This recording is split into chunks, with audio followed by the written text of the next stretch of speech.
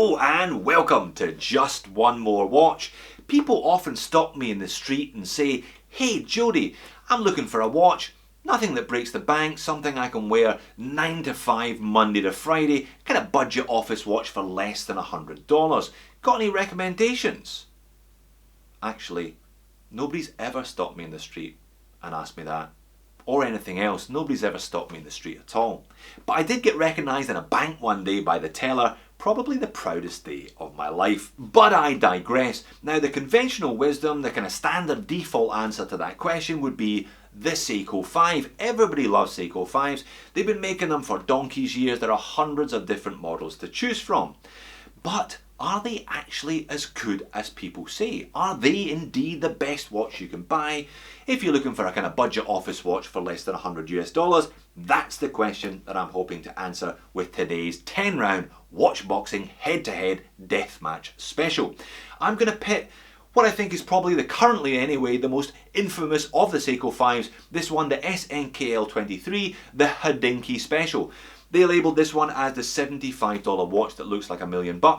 I'm going to put it head to head against my favourite Chinese special, the Cadisen C1032, a watch that I highly rate, and I bought a couple of these over the last year or so. Now they're both readily available. I'll leave links to both of these in the description of the video. I bought two of the Seikos, both from Skywatches in Singapore. They've currently got them in stock for $90. Now the Cadisen you can buy all day long on a number of Chinese retailers.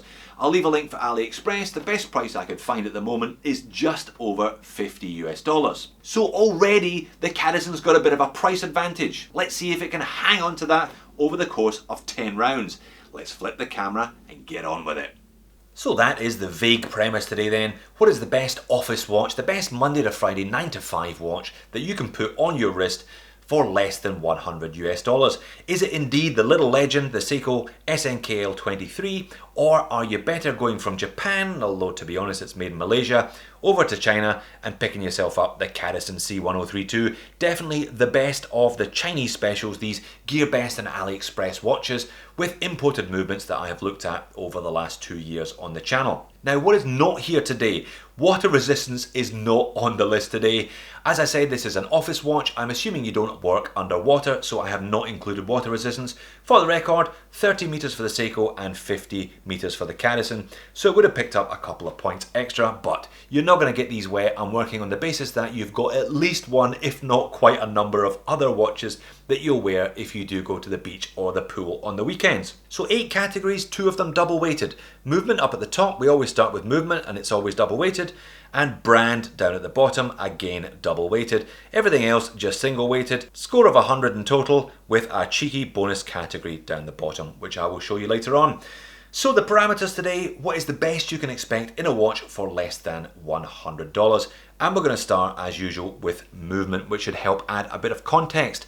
5 for the Seiko SNK and 8 for the Cadisen C1032. Now both of these watches feature day-date complications, which is great so that you can always have a quick glance at your watch if you don't know whether it's Monday or Thursday.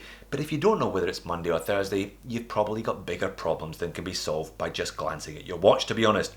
This one features the 7S26. Now, it is not a particularly new movement. They've been knocking these ones out since the mid-1990s. It neither hacks nor hand winds. So you are doing the Seiko shuffle with this one if it does run dead on the weekend, and you don't get the ability to set it super accurately. They're fairly reliable, they go for donkey's years without a service. It's not a bad movement, but it's certainly not spectacular for the price they're charging for it. Now the Cadisen, that gets an 8, double weighted to 16, ironically using a better Seiko movement than is found in the Seiko. This one features the NH36. Essentially a souped up version of the 7S26, but it does hack and it does hand wind.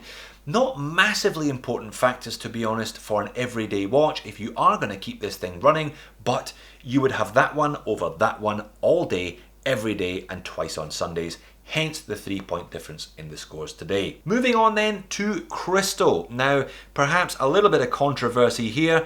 Seiko features Hardlex, which is their own proprietary mineral crystal, allegedly more robust than regular mineral crystals. The Cadisen, on the other hand, features sapphire crystal. Now, I haven't had a Hardlex crystalled Seiko on my wrist long term that I have not scratched. It scratches. It isn't very good. It only gets a 5. On the other hand, I have not had a sapphire crystal watch shatter on me ever. It really is the material of choice, and frankly, it's just a cost-saving exercise by Seiko, not fitting sapphire to their watches at this price or above. So, it's another 8 versus 5, Seiko falling a little bit behind. Can the Seiko make some points back in the bracelet category? There'll be a few of you laughing at that one already. It gets a 2, whereas the Cadisen gets a 6. Yes, you heard me right, a 2. This bracelet is awful. It looks alright. You know, it is satinized brushing on those links. It's got those little double mid links and high polish. It looks quite pleasant from the top, but it is almost unusable. I have not worn this one much at all because it's a hair nipper. These are hollow links, they're rolled links, they're pretty nasty to look at from the side, and they will take all of the hairs that they are able to from your arms. I mean, it's almost unusable, like I said. It's a bit of a disgrace, this bracelet. Hollow end links, you know, pressed clasp here. I'm not complaining about that today for the money. Stamped with the Seiko 5 logo, but just unwearable. I mean, why bother putting it on the watch at all? Why not just supply it with a cheap leather strap or something for the same money? If you do not actually have any arm hairs, then good for you. You may find this wearable. I don't. I haven't been wearing the watch as a consequence. A disgrace, a 2. The Cadisen continues to work a lead over the Seiko with a much nicer bracelet. Solid end links, solid links, pushed pins and a butterfly clasp make this one much more comfortable than that hideous hair nipper on the Seiko. Now, it's not perfect, it is ultra shiny. The whole watch is ultra shiny, so that is one thing you're gonna have to bear in mind with this one. I am considering brushing this to a brush finish rather than a polish finish myself at some point, but it does mean those polished links will scratch up very quickly and very easily. Bit of Cape Cod, you can buff those out, but it is something to bear in mind as well, which is why it doesn't score any more than a 6. Also, no micro adjusts, no half links either. They're on a budget today, Cadisen, so you get something that's a lot better than the Seiko, but it's still not ideal. I've been wearing this one loose. That's probably what you're going to have to do because it doesn't have any level of adjustment. No half links either. You're stuck to basically 1 centimeter adjustments, which is the size of those links. So it's alright, it's comfortable, but it's not optimal. It gets a 6. What happened to the Hodinkee Special? The referee is considering stepping in and stopping this one before it gets hurt. Well, let's see if it can reel back some of that advantage that the Cadisen has accrued already with the next couple of categories. Case finish, a very strong 8 for the Seiko, a thoroughly middle of the road 5 for the Cadisen. Aha, so this is what you pay for when you buy a Seiko 5, because you're certainly not paying for the movement, the crystal and that awful bracelet. Very nice selection of finishes and all nicely done. You go from a high polished smooth bezel to a brushed lug to a high polished chamfer to a brushed mid case, and it's all nicely done as well. You really don't get that level of complexity of finishes on the cases of too many watches for less than $100, hence the 8 for the Seiko today. Look, the case shape on the Cadisen is okay. They've at least tried to do something interesting with the lugs. Couple of different curves here and there, but the finishing is high polish shiny, shiny, more shiny. That's it really. Middle of the road, 5 out of 10. So the Seiko claws back some of the Cadisen's advantage on the case finishes there, and that continues when we get to dial and hands. 9 out of 10 for the Seiko. The biggest score on the board so far, 7 out of 10 for the Cadisen. Cadisen does okay for itself, but it can't compete with the Seiko when it comes to the dial and hands. So much detail for so little money. You've got an applied Seiko 5, printed automatic 21 jewel. They haven't cluttered it with text. I know that some people don't like the Seiko 5, but you know, for me it's part of the watch, it's part of the overall package, and I do like the fact that they've applied it. Applied baton indices all the way around. Kind of early 20th century, I'm not sure whether that's kind of Art Nouveau style, large baton at the top with a kind of double chamfered edge to it. Frame around the day-date complication with a colour matched date wheel. I've seen watches costing 3, 4, 5 times this that haven't gone to the trouble of colour matching the date wheel. I guess it's easy when you're making the movement yourself, but nonetheless. And you've got that flat, untextured circular dark patch in the centre and those gorgeous textured stripes around the edges, the vertical stripes. Such a good looking dial. Now the handset I think are just about in the right proportions. Dauphine hands, again with a kind of bevel down the middle, so there's some depth and texture to them, and a nicely sized second hand as well. Overall, such a pretty dial, one of the prettiest dials that you can buy for less than $100 for sure. The Cadisen is by no means disgraced though. We have got a fairly subtle sunburst effect on this black one, much more noticeable on the silver variant. Also a frame around the day date complication and applied indices. Just arrowheads at all the hours, slightly truncated to fit that day date complication in there at the 3. Printed Cadisen, automatic, very clean and uncluttered, and a single Roman up there at the midday. Again, Dauphine hands, nicely proportioned, very similar in terms of the overall look to the Seiko. This one's got a bit more real estate to spread everything out though. This is a 40mm as opposed to the 37.5mm of the Seiko. 7 out of 10, a handsome watch this one, but it can't cope with all the different textures and all the different details on offer by the Seiko today. So the Seiko has made up some serious ground over the Cadisen with those two really trump cards, the case finish and the dial and hands. What about value? Well, you kind of know where this one's going given some of the specs that we've been discussing already. 5 for the Seiko, 9 for the Cadisen.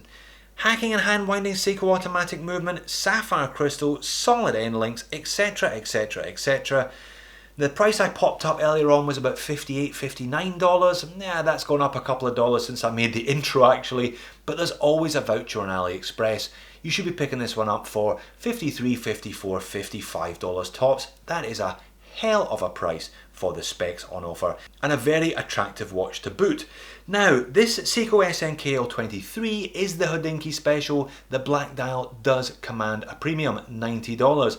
Sky watches at Singapore, the one that I got this from, do have other SNKL variants, for example the 21 and the 19. There's a whole bunch of others.